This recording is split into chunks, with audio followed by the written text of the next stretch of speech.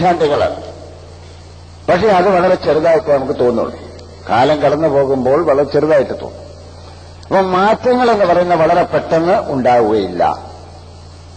എന്നാലും മാറ്റങ്ങൾക്ക് തുടക്കം കുറിക്കുന്ന സ്വഭാവം നമുക്കുണ്ടാകും. മാറ്റങ്ങൾക്ക് വേണ്ടി ദാഹിക്കുമ്പോൾ നമ്മുടെ മനസ്സിൽ ആദ്യം വളരേണ്ടത് നിലവിലുള്ള അവസ്ഥകളെക്കുറിച്ച് അസ്വസ്ഥതയാണ്. അസ്വസ്ഥത നമുക്ക് ബോധ്യം വരണമെങ്കിൽ നിലവിലുള്ള അവസ്ഥകൾ അപൂർണമോ അല്ലെങ്കിൽ വഴിതെറ്റിയതോ ആണ് എന്ന് നമുക്ക് ബോധ്യം വരും.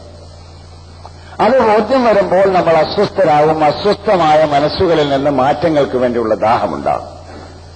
ആ ദാഹത്തിൽ നിന്ന് മാറ്റങ്ങൾക്ക് വേണ്ടിയുള്ള പ്രവർത്തനങ്ങളിലേക്ക് ഇറങ്ങിച്ചെല്ലും.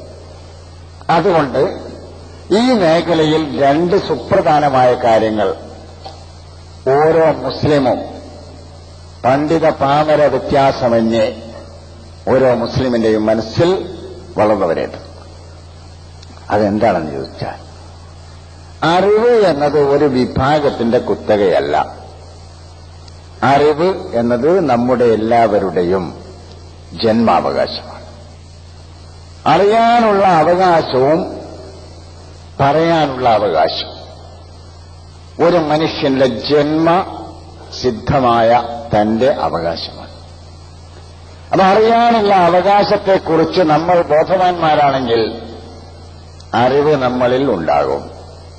അറിവ് നേടാൻ കോളേജുകളും പള്ളിദർസുകളും വിദ്യാലയങ്ങളും തന്നെ വേണം എന്ന വാശി നമ്മൾ ഒഴിവാക്കുകയും ചെയ്യും.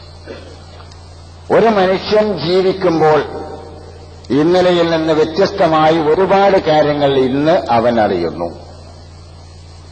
നാളെ അതിനേക്കാൾ കൂടുതൽ ആ നാളുകൾ കടന്നു പോകുമ്പോൾ കുറെ നാളുകൾ കഴിയുമ്പോൾ ഒരുപാട് പുതിയ അറിവ്, അതും കഴിഞ്ഞ അറിവുകളെ മാറ്റി തിരുത്തിക്കൊണ്ട് തന്നെ നേടിക്കൊണ്ടാണ് മനുഷ്യൻ ജീവിക്കുന്നത്. അതുകൊണ്ട് അറിവില്ലാത്ത വിഭാഗം എന്ന ഒന്നില്ല. ഈ യാഥാർത്ഥ്യം ആദ്യം നമ്മൾ അംഗീകരിക്കണം. അറിവില്ലാത്ത വിഭാഗം എന്ന ഒരു വിഭാഗമില്ല. എല്ലാവരും അറിവുള്ളവരാണ്. മറ്റൊരു യാഥാർത്ഥ്യം അംഗീകരിക്കേണ്ടത് എല്ലാവരും അറിവില്ലാത്തവരുമാണ്. എല്ലാ മനുഷ്യരും അറിവുള്ളവരാണ്, എല്ലാ മനുഷ്യരും അറിവില്ലാത്തവരുമാണ്. അപ്പൊ അറിവില്ലായ്മ എന്നതും എല്ലാ മനുഷ്യർക്കുമുണ്ട്, അറിവ് എന്നതും എല്ലാ മനുഷ്യർക്കും. വ്യത്യസ്ത മേഖലകളിലാണ് ഇത് രണ്ടും. ഒരു ഡോക്ടറുടെ മുമ്പിൽ ഒരു എഞ്ചിനീയർ ജാഹിലാണ്. എഞ്ചിനീയറുടെ മുമ്പിൽ ഡോക്ടർ ജാഹിലാണ്. ജാഹിലാണ് അറിവില്ലാത്തവൻ. എഞ്ചിനീയർക്ക് അറിയുന്ന ഒരു കാര്യം ഡോക്ടർക്ക് അറിയില്ല. ഡോക്ടർക്ക് അറിയുന്ന കാര്യങ്ങളൊന്നും എഞ്ചിനീയർക്കും അറിയില്ല. അത് ഞാനൊരു ഉദാഹരണം പറഞ്ഞാൽ ഇനി അതിന് ബാക്കിയുള്ളതൊക്കെ എടുത്താൽ മതി. അറബി അറിയുന്ന ഒരാള് ഇംഗ്ലീഷ് അറിയുന്ന ആളുടെ മുമ്പിൽ ഇംഗ്ലീഷ് അറിയാത്തവനാണ്. അപ്പൊ അയാൾ ഇംഗ്ലീഷ് അറിയാത്തവനായതുകൊണ്ട് അറബി അറിയുന്ന ആൾ വിവരമില്ലാത്തവനാണ്. ഇംഗ്ലീഷ് അറിയാത്ത ആള് ഇംഗ്ലീഷ് അറിയും, അറബി അറിയില്ല. അയാളും വിവരമില്ലാത്ത ആളാണ്. അയാൾക്ക് അറബി അറിയില്ല. ഇംഗ്ലീഷ് അറിഞ്ഞാൽ മതി എന്ന ആളുകളുടെ വിചാരം. ഇംഗ്ലീഷ് അറിയുന്നവൻ വലിയ ആള്. എനിക്ക് ചിലപ്പോഴൊക്കെ ചിരി വരാറുണ്ട്.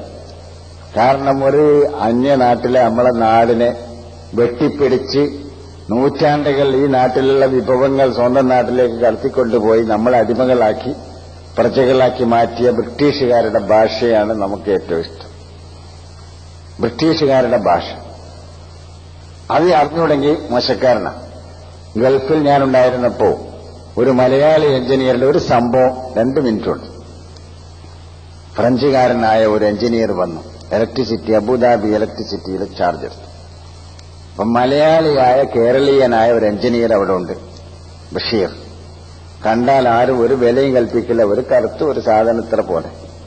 പക്ഷെ അയാളാണ് അതുവരെയും അവിടുത്തെ വലിയ എഞ്ചിനീയർ. 12,500 ദിർഹം ശമ്പളം വാങ്ങുന്ന ഒരു കൊട്ടാര സമാനമായ ഒരു ഫ്ളാറ്റൊക്കെ ഗവൺമെന്റ് കൊടുത്ത് അങ്ങനെ കഴിഞ്ഞു കൊടുന്ന, എന്നാൽ കണ്ടാൽ തീരെ മതിപ്പ് തോന്നൂല. എന്റെ ഒരു സ്നേഹിതന്റെ മരുമകന്. അങ്ങനെ അയാൾ വന്നിട്ട് ഇതൊക്കെ ഒന്ന് മാറ്റി, ഫ്രഞ്ചിൽ നിന്ന് വന്നിട്ട് ഫ്രാൻസുകാരൻ മാറ്റി അങ്ങോട്ടും ഇങ്ങോട്ടൊക്കെ കണക്ഷൻ മാറി കൊടുക്കുമ്പോൾ ട്രാൻസ്ഫോമർ, വളരെ വിലപ്പിടിച്ച ട്രാൻസ്ഫോമറിന് കണക്ഷൻ കൊടുക്കുമ്പോൾ തെറ്റി എഞ്ചിനീയർക്ക്. അപ്പം ബഷീർ അവിടെ നിന്നിട്ട് പറഞ്ഞു, സാറേ അത് അങ്ങനെ കണക്ഷൻ കൊടുത്താൽ ഈ ട്രാൻസ്ഫോമർ പൊട്ടിത്തെറിക്കുമല്ലോ. അപ്പൊ ആര് ചീഫ്, നീയാണോ ചീഫ് ഞാനാണോ ചീഫ് എന്ന് ചോദിച്ചു. അവന്റെ ഭാഷ ഫ്രഞ്ചാണ്, പക്ഷെ ഇംഗ്ലീഷിലാണ് ചോദിച്ചത്. അപ്പോ ഇയാൾ പറഞ്ഞു, ബഷീർ പറഞ്ഞു, ചീഫ് താങ്കൾ തന്നെയാണ്, പക്ഷെ അത് പൊട്ടിത്തെറിക്കുന്നു. പരിഗണിക്കാതെ കണക്ഷനാണ് കൊടുത്തു, ട്രാൻസ്ഫോമർ പൊട്ടിയാണ് തെറിച്ചു. അപ്പൊ ബഷീർ നേരെ പോന്നിട്ട് റിപ്പോർട്ട് ചെയ്യാൻ പോകാം. അപ്പൊ ബഷീറിന്റെ പിന്നാലെ, അത് ഇവരുടെ ഒരു പണിയാണല്ലോ. ആ വിഭാഗത്തിന്റെ പേര് ഞാൻ പറയുന്നില്ല. ആ വിഭാഗത്തിന്റെ ഏറ്റവും വലിയ പണി പരാജയപ്പെട്ട് കഴിഞ്ഞാൽ വാലാട്ടിക്കൊണ്ട് പിന്നാലെ നടക്കുന്നുള്ളത്. ബഷീർ പറയരുത്, അങ്ങനെ റിപ്പോർട്ട് ചെയ്യരുത് എന്നൊക്കെ പറഞ്ഞില്ല. ഇവൻ തിരിഞ്ഞു നോക്കിയതേ ഇല്ല. ഇവൻ അല്ലെങ്കിൽ തന്നെ ജോലിയോട് വളരെ ആത്മാർത്ഥമുള്ളത്. അവൻ നേരെ റിപ്പോർട്ട് ചെയ്തു, ആ എഞ്ചിനീയറാണ് പിരിച്ചുവിടുകയും ചെയ്തു. അപ്പൊ അവന്റെ മനസ്സിന്റെ, അവന്റെ തൊലി വെളുത്തതുമാണ്, അവന്റെ ഭാഷ ഫ്രഞ്ച് ഭാഷക്കാരനാണ്, ഇംഗ്ലീഷ് അറിയുകയും ചെയ്യും. അപ്പൊ ബഷീർ പറഞ്ഞു, താങ്കൾക്ക് ആകെ അറിയുന്നത് തന്റെ ഭാഷയും ഒരു ഇംഗ്ലീഷ് ഭാഷയും.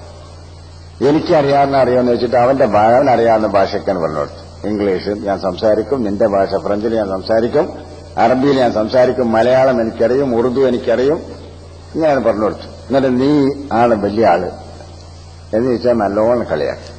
ഇത് പലപ്പോഴും ഞാൻ ഓർക്കാറ്. അപ്പൊ ഇംഗ്ലീഷ് അറിയും, അവനൊരു പ്രത്യേക സ്ഥാനമാണ്, വലിയൊരു ബഹുമതിയായിട്ടാണ് നമ്മൾ കാണുന്നത്. ബ്രിട്ടീഷുകാരന്റെ ഭാഷയോട് നമുക്ക് വല്ലാത്ത ബഹുമതി. അതുകൊണ്ട് അതങ്ങോട്ട് വിടണം. അതിന്റെ ഇടയിൽ ഞാൻ പറഞ്ഞത് എന്റെ വിഷയം, നമ്മളെ മനസ്സിൽ അതങ്ങോട്ട് വിടണം. നമുക്ക് നമ്മുടെ നാടിനോട് കൂറുണ്ടെങ്കിൽ നമ്മുടെ നാട്ടിന്റെ ഭാഷയാണ് നമ്മൾ ഏറ്റവും കൂടുതൽ പ്രിയപ്പെട്ടതായി സ്വീകരിക്കുന്നത്. മറ്റ് ഔദ്യോഗിക ഭാഷ അല്ലെങ്കിൽ ഇസ്ലാമിന്റെ ഭാഷ എന്നൊക്കെ പറഞ്ഞാൽ അറബിയൊക്കെ പഠിക്കുന്ന നല്ലത് തന്നെയാണ്, പഠിക്കണം. ഇംഗ്ലീഷും പഠിക്കണം, ലോകത്ത് അറിവാണ്. പക്ഷെ അറിവും അറിവില്ലായ്മയും എല്ലാവരിലും ഒരുപോലെ. ഒന്നറിയുന്നവൻ മറ്റൊന്നറിയില്ല, അതറിയുന്ന ആൾ ഇതറിയില്ല, എല്ലാവരും. അപ്പൊ രണ്ട് യാഥാർത്ഥ്യം നമ്മൾ അംഗീകരിക്കണം. അറിവുള്ളവർ എന്ന് പറഞ്ഞിട്ടൊരു വിഭാഗത്തെ മാത്രം നമ്മൾ സൃഷ്ടിച്ചെടുത്ത് വെക്കരുത്. അറിവില്ലാത്തവർ എന്ന് പറഞ്ഞൊരു വിഭാഗത്തെയും നമ്മൾ സൃഷ്ടിച്ചു മാറ്റിവെക്കരുത്. നമ്മളെല്ലാവരും അറിവുള്ളവരാണ്, നമ്മളെല്ലാവരും അറിവില്ലാത്തവരുമാണ്. അറിവില്ലാത്ത ആ ബോധമുണ്ടായി അറിവിലേക്ക് നമ്മൾ കടന്നു പോകണം. നമുക്ക് ഇന്നറിയാത്തത് നാളെ അറിയാൻ നമ്മൾ മാർഗങ്ങൾ കണ്ടെത്തണം. എന്താണ് അറിവിന്റെ മാർഗം? അറിവിന്റെ മാർഗം വായനയാണ്, പഠനമാണ്. അറിവ് നേടാനുള്ള മാർഗം വായന. വായിക്കണം. എന്ത് വായിക്കണം അതല്ല പറഞ്ഞില്ല. ഞാനൊരു മറുപടി പറഞ്ഞപ്പോഴും ഇത് പറഞ്ഞിരുന്നു, ഒരു അന്വേഷണത്തിൽ. എന്ത് വായിക്കണം എന്നല്ല പറഞ്ഞിട്ടില്ല, എന്ത് വായിക്കണം എന്നല്ലാക്ക് നിർബന്ധമില്ല. എന്തും വായിക്കണം. വായിക്കുന്നത് റബ്ബിന്റെ നാമത്തിലായിരിക്കണം.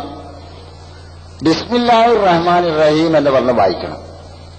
ആ വായന മനുഷ്യന് അറിവ് നൽകും, പഠനം. അപ്പോൾ ഓരോ മുസ്ലിമും എന്റെ വിനയത്തോടുകൂടിയ അപേക്ഷ, 1 മണിക്കൂറെങ്കിലും വായനയ്ക്ക് വേണ്ടി ഉപയോഗപ്പെടുത്തും. ഒരുപാട് ജോലി തിരക്കുള്ളവരാണ് നിങ്ങളെന്ന് എനിക്കറിയാം. ഒരുപാട് ജോലി തിരക്ക്. നന്ന് ചുരുങ്ങിയത് 1 മണിക്കൂർ നിങ്ങളുടെ തന്നെ വൈജ്ഞാനിക വളർച്ചയ്ക്ക് വേണ്ടി നിങ്ങൾ വായിക്കാൻ തയ്യാറാണ്.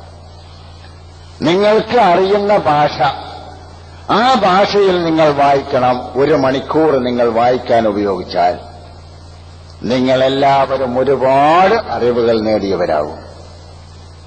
നിങ്ങൾ വായിക്കുവാൻ തിരഞ്ഞെടുക്കേണ്ടത് ഇസ്ലാമായിരിക്കും. തൽക്കാലം ഇസ്ലാം അറിയാനുള്ള നിങ്ങളുടെ മനസ്സിന്റെ ആഗ്രഹം 1 മണിക്കൂർ വായിക്കാൻ തിരഞ്ഞെടുത്തുകൊണ്ട് നിങ്ങളൊരു തീരുമാനമെടുത്താൽ, എന്റെ സഹോദര സഹോദരിമാർ നാളെ ഭാവിയിൽ നല്ല ഇസ്ലാമിനെക്കുറിച്ച് അറിയുന്നവരായിരിക്കും. ആ മാർഗം നമ്മൾ സ്വീകരിച്ചാൽ നമ്മളെ വഴിതെറ്റിക്കുന്ന, ദുരുപയോഗപ്പെടുത്തുന്ന ഒരു വിഭാഗമായി മാറിയിട്ടുള്ള അള്ളാഹുവിന്റെ ദീനിനെ കളങ്കപ്പെടുത്തിയ പണ്ഡിതന്മാർ എന്ന പേരിൽ നമ്മളിങ്ങനെ കണ്ടുപോരുന്ന വിഭാഗത്തിന് നമ്മെ ചൂഷണം ചെയ്യാൻ കഴിയില്ല. അവിടെ ഈ മനുഷ്യ സമൂഹം രക്ഷപ്പെടും. ഇത് വളരെ വിനയത്തോടുകൂടിയ വിനീതമായ ഒരപേക്ഷ എന്റെ സഹോദര സഹോദരിമാരുടെ മുമ്പിൽ ഞാൻ വെക്കുകയാണ്. ഖുർആൻ പഠിക്കാനും അതുപോലെ നബി സല്ലല്ലാഹു അലൈഹി വസല്ലമയുടെ സുന്നത്ത് പഠിക്കാനുമൊക്കെ നമുക്ക് തിരിയുന്ന ഭാഷയിൽ ധാരാളം ഗ്രന്ഥങ്ങളുള്ള ഈ സമയത്ത് നിങ്ങൾ വായനാശീലരാവുക, അങ്ങനെ അറിവുള്ളവരാകുക. അറിവ് നേടിയാൽ ആ അറിവിൽ നിന്ന് വിട്ടുനിന്നുകൊണ്ട് താൽപര്യങ്ങൾക്ക് അറിവിനെ ദുരുപയോഗപ്പെടുത്താതിരിക്കുക.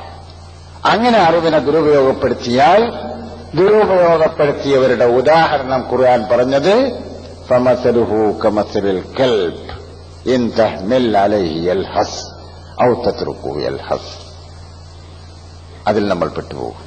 അതുകൊണ്ട് അല്ലാഹുവിന്റെ ഏറ്റവും വലിയ അനുഗ്രഹമാണ് അറിവ് എന്ന നിലയിൽ അറിവില്ലാത്ത വിഭാഗം ഉണ്ടാകാത്ത ഒരന്തരീക്ഷത്തിലേക്ക് ഇസ്ലാമിക സമൂഹത്തെ പ്രവാചകൻ വളർത്തിയെടുത്തതുപോലെ അറിവില്ലായ്മ എങ്ങനെ ഉണ്ടാകും നമ്മളിൽ എന്ന് ചിന്തിച്ച ഒരു തലമുറ നമുക്കുണ്ടായിരുന്നു.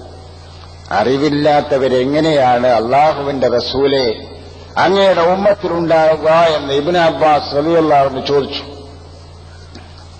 അറിവില്ലാത്തവരുണ്ടാവുകയില്ല എന്ന് വിശ്വസിച്ച ഒരു തലമുറ നമുക്ക് കഴിഞ്ഞു പോയിട്ടുണ്ട്.